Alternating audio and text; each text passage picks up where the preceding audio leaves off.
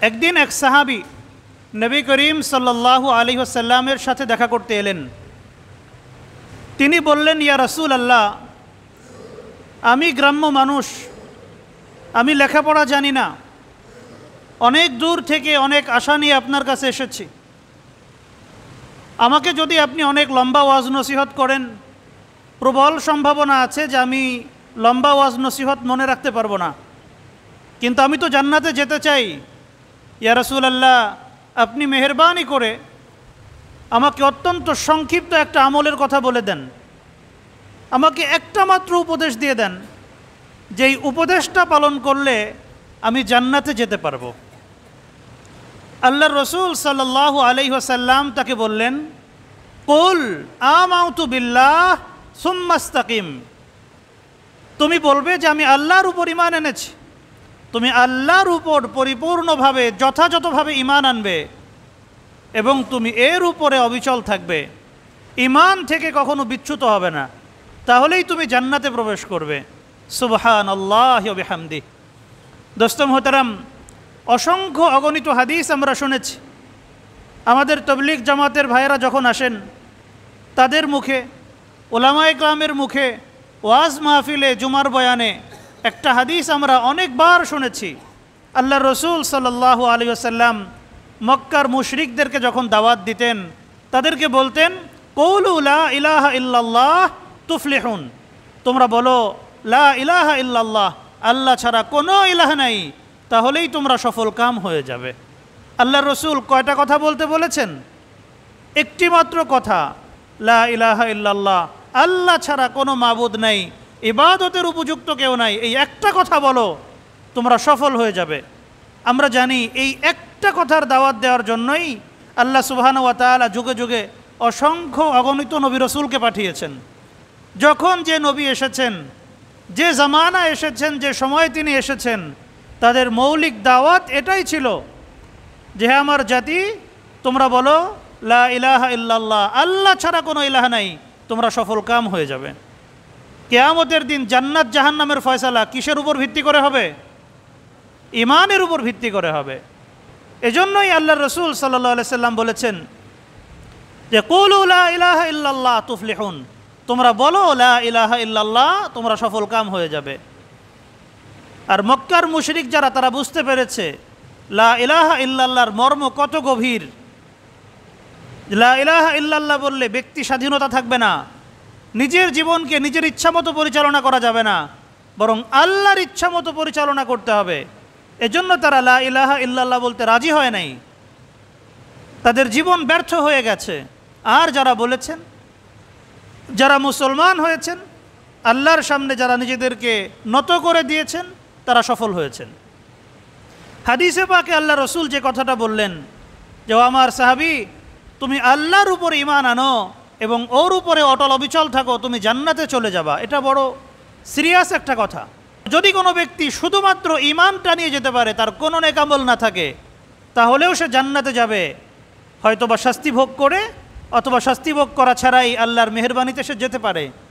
কিন্তু যদি কোনো ব্যক্তি সারা জীবন ভালো আমল করছে, বহুত নামাজ আদায় করেছে, বহুত রোজা করেছে, হজ করেছে, যাকাত দিয়েছে, কোনো একটা নেক আমল বাদ দেয় নাই, কিন্তু তার ঈমানের মধ্যে ঘেপলা ছিল, তার ঈমান খালেস ছিল না, কখনো সে ঈমানের পথে আছে, আবার কখনো বেঈমান হয়ে গেছে, কুফর শিরিকের দিকে চলে গেছে এবং ওই অবস্থায় তার মৃত্যু হয়ে গেছে, তাহলে তার সারা জীবনের আমল এটা ব্যর্থ। এই আমলগুলো কোনো কাজে লাগবে না। কোরআন হাদিসে আমরা যত সুসংবাদ দেখি, আল্লাহর পক্ষ থেকে বান্দাদেরকে যত সুসংবাদ শোনানো হয়েছে, সবগুলো শুধুমাত্র ঈমান অর্জনের জন্য নয়, বরং ঈমানের উপরে অটল অবিচল থাকার জন্য। যদি কোনো ব্যক্তি ঈমান অর্জন করেন কিন্তু ওর উপরে অটল না থাকেন, তাহলে তার জন্য কোনো সুসংবাদ নাই। কিন্তু যদি কোনো ব্যক্তি ঈমানের উপর অটল থাকতে পারেন, তার আমল কম বেশি যাই হোক, তার জন্য আল্লাহ সুবহানাহু ওয়া তাআলা জান্নাতের ফয়সালা করবেন ইনশাআল্লাহ।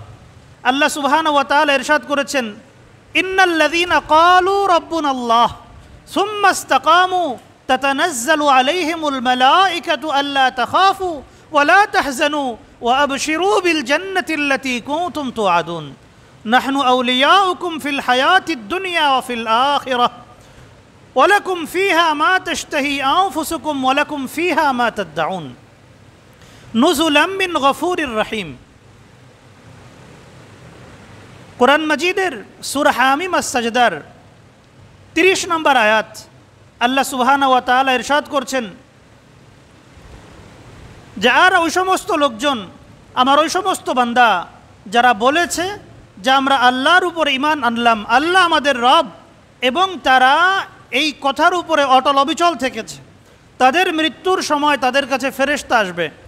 ফেরেশতারা তাদেরকে বলবে যে তোমরা কোনো ভয় পেও না, দুনিয়া নিয়েও তোমাদের কোনো ভয় নাই, আখিরাত নিয়েও তোমাদের কোনো দুশ্চিন্তা নাই, এবং তোমরা সুসংবাদ গ্রহণ করো জান্নাতের, যেই জান্নাতের ওয়াদা আল্লাহ সুবহানাহু ওয়া তাআলা তোমাদেরকে করেছিলেন, যে জান্নাতের ওয়াদা দুনিয়াতে করা হয়েছিল। 31 নম্বর আয়াতে আল্লাহ বলছেন ওই ফেরেশতারা তখন বলবেন আমরা দুনিয়াতে তোমাদের বন্ধু ছিলাম এবং আখিরাতেও আমরা তোমাদের বন্ধু হব।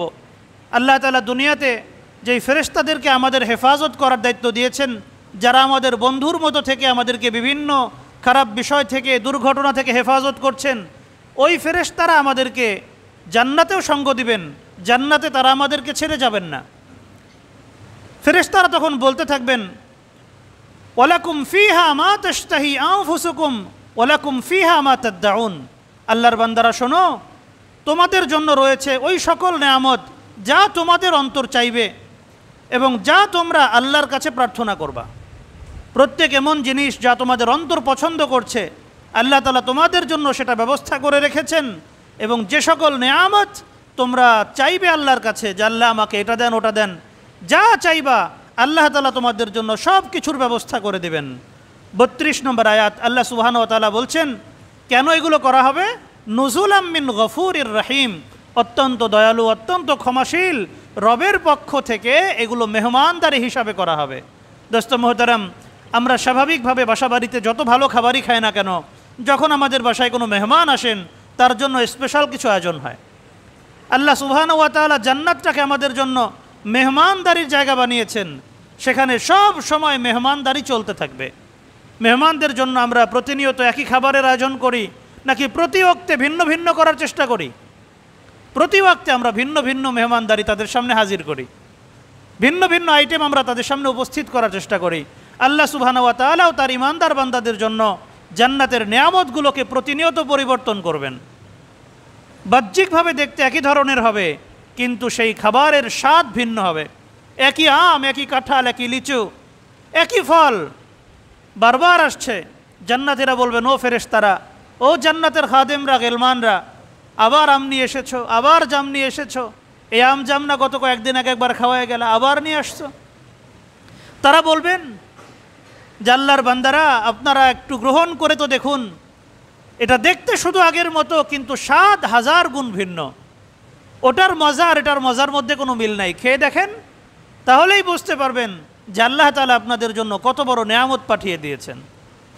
সময় যত পার হবে জান্নাতীদের নাজ ও নেয়ামত তত বাড়তে থাকবে, তাদের খাবারের স্বাদ বাড়তে থাকবে, তাদের সৌন্দর্য বাড়তে থাকবে, তাদের কোনো কিছুর কোনো কমতি থাকবে না, এবং এই নেয়ামতগুলো কোনো দিন শেষ হবে না। এই যে আল্লাহ তাআলা এত বড় জান্নাতের ঘোষণা দিয়েছেন, এই ঘোষণা কাদের জন্য দিয়েছেন? শুধুমাত্র ঈমান আনলেই হবে নাকি ঈমানের উপরে অটল অবিচল থাকতে হবে? ঈমানের উপরে অটল অবিচল থাকতে হবে। অটল থাকাটা খুব বেশি জরুরি। সারা রাত আপনি মাছ ধরেছেন আর নৌকার সাথে বাঁধা ঝোলার মধ্যে বসছেন, সকালবেলা বাজারে নিয়ে যাবেন, অনেক মুনাফা হবে। যখন জাল উঠাইলেন দেখলেন জালের তো তলা নাই, তলা কে কেটে দিয়ে গেছে, সব মাছ বের হয়ে গেছে। আপনার সারা রাতের পরিশ্রম সফল না বিফল? বিফল। দোস্ত মোহতারাম, এই যে শয়তান, এই শয়তান আমাদের ঈমানকে বরবাদ করার জন্য সব সময় চেষ্টা করতে থাকে যে কিভাবে আমাদের ঈমানকে বরবাদ করা যায়, ঈমানের উপর আমাদের যে ইস্তেকামত থাকা দরকার ছিল সেটাকে কিভাবে নষ্ট করে দেওয়া যায়। শয়তান সারাক্ষণ চেষ্টা করতে থাকে। এজন্য ঈমানের ব্যাপারে আমাদেরকে যত্নশীল হতে হবে। আমরা যদি ঈমানের ব্যাপারে গাফলতির মধ্যে ডুবে থাকি, যদি এই ধারণা আমাদের মধ্যে থাকে যে আমি তো ঈমান এনেছি, একবার ঈমান এনেছি আর কি, তাহলে কিন্তু আর কোনো ফায়দা হবে না। শয়তান প্রতিনিয়ত আমাদেরকে কুফর শিরিকের দিকে নিয়ে যাওয়ার চেষ্টা করে। এই যে জবান, এটা অত্যন্ত দামি জিনিস। এই জবান এটা অত্যন্ত দামি জিনিস।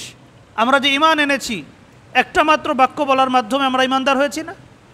লা ইলাহা ইল্লাল্লাহ মুহাম্মাদুর রাসূলুল্লাহ, এই একটা কালেমা আমরা পড়েছি আর আমরা ঈমানদার হয়েছি। তো যেই ঈমান একটা মাত্র বাক্য বলার মাধ্যমে আসে, সেই ঈমান কিন্তু উল্টো পাল্টা কথা একটা বললেই বরবাদ হয়ে যায়। আপনি যদি ঈমান বিধ্বংসী কোনো একটা বাক্য উচ্চারণ করেন, যে বিষয়গুলো ঈমান থেকে মানুষকে খারিজ করে দেয়, যদি আপনি সেই বিষয়গুলোতে লিপ্ত হন, সবগুলোতে লিপ্ত হওয়ার দরকার নাই, কোনো একটাতে যদি লিপ্ত হন তাহলেই কিন্তু ঈমান শেষ। দেখেন, আমাদের শরীরে সুস্থতার জন্য নানান ধরনের ভিটামিনের প্রয়োজন। Vitamin A, B, C, D একদম জেড পর্যন্ত নানান ধরনের ভিটামিন আছে। আমাদের শরীরে সুস্থতার জন্য সব ভিটামিনের প্রয়োজন। যদি কোনো একটা ভিটামিনের কমতি দেখা দেয়, আমরা অসুস্থ হয়ে পড়ি। কিন্তু আমাদের মরে যাওয়ার জন্য কি সব ধরনের বিষ খাওয়ার দরকার?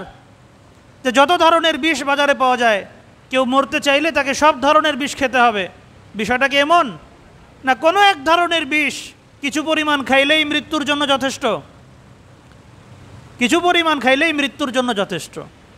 তো আমরা ঈমানদার হয়েছি, ঈমানদার হওয়ার জন্য অনেক কিছু করতে হবে আমাদেরকে, অনেক আমল আছে, অনেক বিষয় মান্য করতে হবে।